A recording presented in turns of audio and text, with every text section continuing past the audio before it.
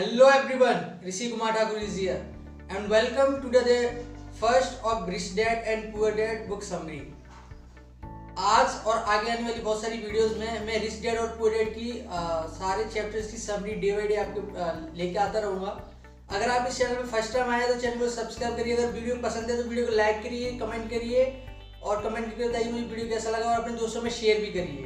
और अगर आप मोटिवेटेड चीज़ों को अगर कलेक्ट करना चाहते हैं, आप पढ़ना चाहते हैं तो आप मेरी वेबसाइट पे विजिट कर सकते हैं www.itsrkt.com। तो चलिए मैं शुरू करता हूँ। Rich dad poor dad book, ये बुक रॉबर्ट कियोसाकी द्वारा लिखी गई है। इसमें उन्होंने बताया है कि उनके दो डैडी होते हैं, रिच डैड, जिन्होंने उनको एक रिच डैड बोला है, एक को पुअर डैड बोला है। एक डैड उनके खुद के डैड होते हैं और दूसरे उसके फ्रेंड के डैड होते हैं, इसलिए उनको एक रिच डैड एक पुअर डैड। दोनों ही डैडी अपने करियर में सक्सेस थे। एक डैडी बहुत ज़्यादा एजुकेटेड PhD होल्डर थे और दूसरे डैडी 8वीं से ज़्यादा पढ़े नहीं थे। दोनों डैडी ने अपनी ज़िंदगी में बहुत सारी कड़ी मेहनत की थी और बहुत सारा पैसा भी बनाया था, लेकिन एक डैडी जिंदगी भर पैसे के लिए दुखी रहते रहे और वहीं दूसरे डैडी अमीर होते चले गए। एक डैडी के मरने के बाद चर्च और जरूरतमंदों को बहुत सारा पैसा मिला, वहीं दूसरे डैडी के अपने पीछे बहुत सारा कर्ज छोड़कर मर गए। दोनों ही डैडी इरादे के पक्के और कड़ी मेहनती थे, इसलिए रॉबर्ट कियोसाकी दोनों ही डैडी से सलाह लेते थे और वे पहले उस पर सोचते थे, उसके बाद वो देखते थे कि कौन सी सलाह उनके लिए, एडवाइस कौन सी उनके लिए परफेक्ट है, फिर उस पर वो अमल करते थे। दोनों ही डैडी की सोच बिल्कुल अलग थी, दोनों ही एडवाइस भी अलग अलग देते, दोनों की एडवाइस भी बिल्कुल डिफरेंस थी।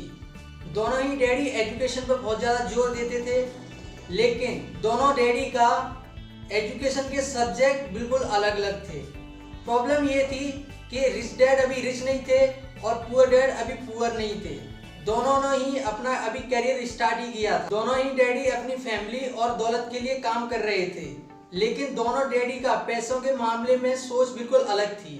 एक डैडी बोलते थे कि पैसा का मोह ये सारी प्रॉब्लम की जड़ है, वहीं दूसरे डैडी बोलते थे पैसे की कमी ही सारी समस्याओं की जड़ है, सारी प्रॉब्लम की जड़ है पैसे की कमी। धन दौलत का सब्जेक्ट अभी स्कूल में नहीं पढ़ाया जाता है, ये धन दौलत का जो सब्जेक्ट है वो घर पे पढ़ाया जाता है, इसलिए अमीर लोग बहुत अमीर होते जाते हैं और गरीब लोग बहुत गरीब होते चले जाते हैं और मिडिल क्लास कर्ज में डूबे रहते हैं। ज़्यादातर लोग पैसे के बारे में अपनी फैमिली माता पिता से सीखते हैं। एक गरीब माता पिता अपने बच्चे को क्या सिखा सकता है पैसे के बारे में? वो सिर्फ इतना ही सिखा सकता है कि कड़ी मेहनत करो, अच्छे से पढ़ाई करो और एक अच्छी कंपनी में नौकरी करो। इसलिए हर इंसान की सोच, जो लोग गरीब होते हैं, जो गवर्नमेंट जॉब करते हैं, उन सब की जो सोच होती है वो गरीब लोगों की सोच रह जाती है, जो कि उन्होंने बचपन में सीखी होती है। एक डैडी को यह कहने की आदत थी कि मैं इसे नहीं खरीद सकता, लेकिन वहीं दूसरे डैडी की कहने की आदत थी, वो जोर देकर कहते थे कि मैं इसे कैसे खरीद सकता हूँ। एक सेंटेंस निगेटिव है, वहीं दूसरा सेंटेंस इंटरोगेटिव। एक सेंटेंस आपकी बात को खत्म कर देता है और दूसरा सेंटेंस आपको सोचने पे मजबूर कर देता है कि आप उस वस्तु को कैसे खरीद सकते हो। रिच डैड बोलते थे जब हम ये नेगेटिव सेंटेंस बोलते हैं कि हम इसे नहीं खरीद सकते, तब हमारा सबकॉन्शियस माइंड काम करना बंद कर देता है। वहीं जब हम ये सोचते हैं कि मैं इसे कैसे खरीद सकता हूँ, तब हमारा सबकॉन्शियस माइंड काम करना स्टार्ट कर देता है और हमें वो सारे रास्ते दिखने लगते हैं जहाँ से हम वो चीज़ प्राप्त कर सकते हैं। इस वजह से रिच डैड बहुत अमीर होते चले गए और जो पुअर डैड थे वो फाइनेंशियली बहुत कमजोर होते चले गए। दोनों डैडी की सोच में जमीन आसमान का डिफरेंस था। एक डैडी बोलते थे कि अमीर लोगों को ज़्यादा टैक्स देना चाहिए जिससे गरीब लोगों को मदद मिल सके। एक डैडी बोलते थे कि अच्छे से मेहनत करो, पढ़ाई करो और एक बड़ी सी कंपनी में नौकरी करो।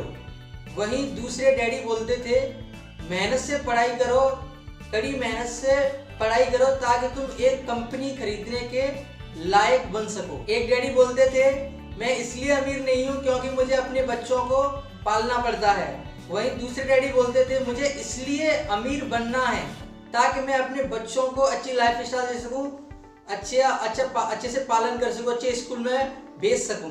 एक डैडी बोलते थे जहां पैसे का सवाल हो वहां पे सुरक्षित कदम उठाना चाहिए, रिस्क नहीं लेना चाहिए।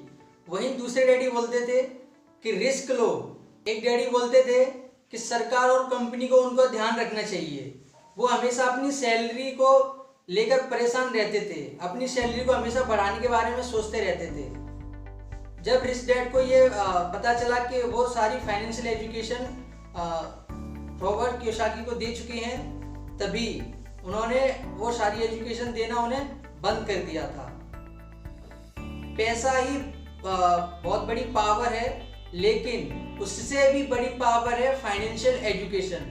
पैसा तो आता जाता रहता है, लेकिन जब आप फाइनेंशियली एजुकेशन सीख जाते हो तो आपको ये पता चल जाता है कि पैसा काम कैसे करता है और आप बहुत सारा पैसा बनाने लगते हो। आई होप आप सबको यहाँ तक बहुत ज़्यादा इंटरेस्ट आया होगा।